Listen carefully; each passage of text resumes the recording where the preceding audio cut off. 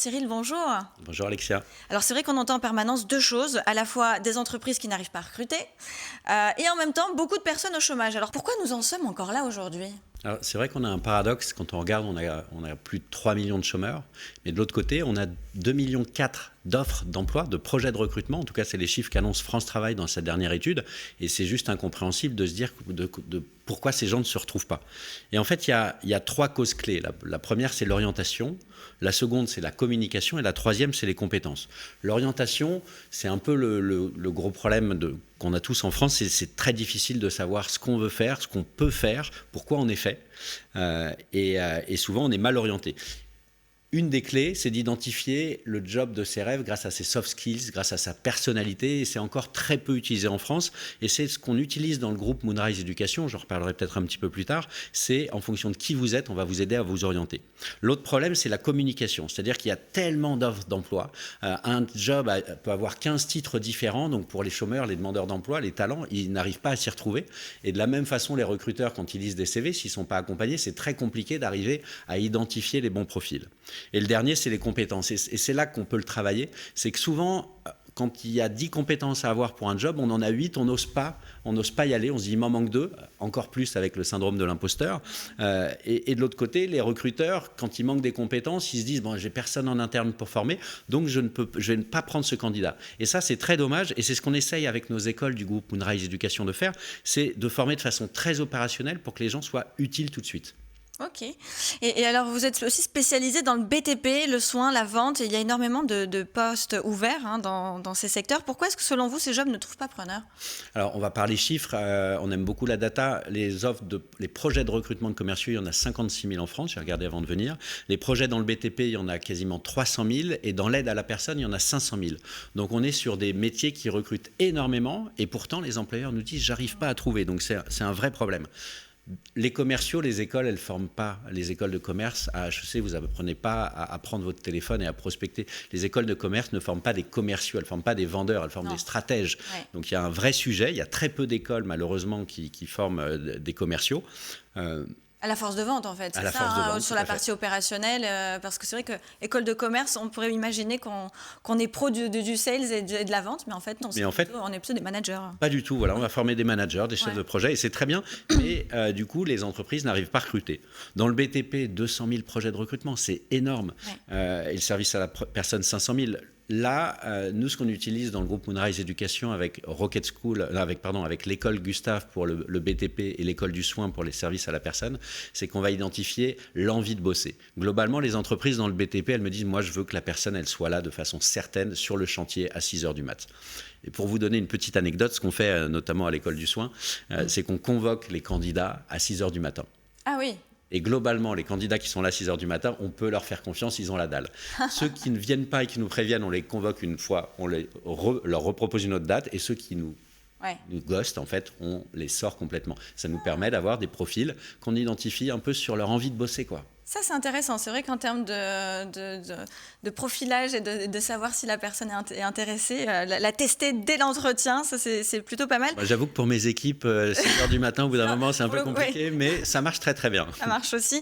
Est-ce qu'aujourd'hui, le problème, c'est pas le matching, c'est-à-dire trouver les bons profils qui ne rencontrent pas justement les bonnes entreprises et vice-versa ?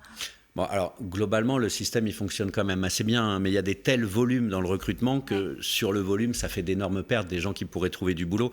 Et comme je vous disais, le problème, c'est l'orientation. C'est très difficile. On connaît généralement les métiers que font nos parents, que les gens autour de nous font. Mais si je vous parle de growth hacking, de no-code builder, c'est des métiers qui recrutent beaucoup, vous n'en avez pas forcément entendu parler. Donc l'orientation, c'est un vrai sujet. Et pour les entreprises, c'est parfois d'accepter des profils qui sont un peu hors case. Sur les métiers en tension, il faut accepter des profils qui sont différents. Des métiers qui recrutent où il y a énormément de candidats et forcément c'est facile, on prend que ceux qui sont dans les cases, mais dès que vous n'arrivez pas à recruter, il faut être capable du coup de recruter hors des cases. Et c'est là que nous on pousse beaucoup sur le recrutement, sur la personnalité, sur les soft skills, parce que finalement un collaborateur, pour en avoir recruté beaucoup, c'est beaucoup de fit humain. Est-ce que lui, je sens qu'on va pouvoir bosser ensemble? Est-ce qu'il a la personnalité pour réussir? Et c'est un peu l'ADN de nos écoles, une sélection humaine avant d'avoir une sélection scolaire. Qu'est-ce que vous faites différemment concrètement pour éviter que les gens se forment puis se retrouvent quand même sans emploi ? Alors l'approche qu'on a dans notre groupe, c'est qu'on on a une logique inversée, c'est-à-dire qu'on fait des formations avec une promesse d'embauche. Tous les gens qui commencent dans nos écoles ont déjà une promesse d'embauche et on a une formation extrêmement opérationnelle. Donc 90% des gens qui commencent la formation la terminent et commencent le jour J, après la fin de la formation, avec un boulot, donc en CDI. Donc un niveau très très élevé. Donc opérationnel, plus aider les gens à trouver du travail. D'accord. Et alors vous dites aussi que vos profils sont opérationnels dès le premier jour en entreprise, mais alors ça veut dire quoi concrètement quand quelqu'un sort de votre école? Comment est-ce que ça se passe? Alors, je vous donne un exemple. Pour les commerciaux, par exemple, qui sortent de Rocket School, le premier jour, ils arrivent en entreprise, ils sont capables de prospecter pour vous. Ah oui. Ils sont capables d'identifier qui sont vos cibles, de créer des listes, de trouver les emails, les numéros de téléphone, de passer des coups de fil, de prendre un rendez-vous. Pas plus. Comme ça, ils prennent des rendez-vous pour vos commerciaux seniors ou pour le patron de l'entreprise, qui du coup peut faire le reste. Une entreprise qui recrute via votre école, qu'est-ce qu'elle voit de différent par rapport au recrutement? Alors, on a deux canaux de recrutement. On a un canal classique avec des jeunes qui continuent leurs études et on a aussi de la reconversion.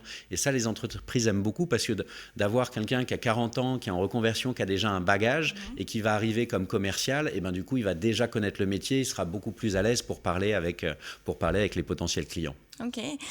Peut-être une rapide histoire, il nous reste 1 minute, peut-être un profil atypique qui est passé par votre école et qui a un peu changé sa vie? Oui, il y a un profil que j'aimais beaucoup, que j'aime beaucoup toujours, c'est Aaron. Il était légionnaire, il est parti à 16 ans pour aider la France, donc et il est revenu 10 ans après, il n'avait qu'un CAP, personne ne voulait le prendre, mais c'est quelqu'un d'ultra motivé, quelqu'un qui lisait 10 bouquins par mois, et du coup, nous, on l'a pris, on l'a formé, on est allé lui chercher un bac +3, et aujourd'hui, il est commercial au comptoir des langues, il vit sa meilleure vie, et ce type de profil, moi je trouve ça génial. Quelqu'un qui a envie de bosser, il faut qu'on soit capable de lui tendre la main et de l'aider à trouver un boulot. Ça, c'est effectivement une belle histoire. Est-ce que aujourd'hui, si vous voulez vous développer dans un pays hors France, ce serait laquelle? Alors, on a un gros sujet sur l'Allemagne qu'on est en train de regarder, donc, qui est un modèle un petit peu similaire à la France. Donc, ça nous intéresse beaucoup de creuser le sujet. Ok, peut-être un dernier message à toutes les entreprises qui ont du mal à recruter aujourd'hui, ce serait quoi? Oui, n'hésitez pas à recruter en alternance, n'hésitez pas à donner leur chance à des jeunes ou à des moins jeunes. Et vous verrez, en sélectionnant les gens sur leur personnalité, il y a un vrai plus. Cyril, merci infiniment pour toutes ces informations. On souhaite un bon courage à tous ces jeunes qui cherchent un emploi et surtout beaucoup de succès pour votre développement. Merci beaucoup, Cyril. Merci, Alexia.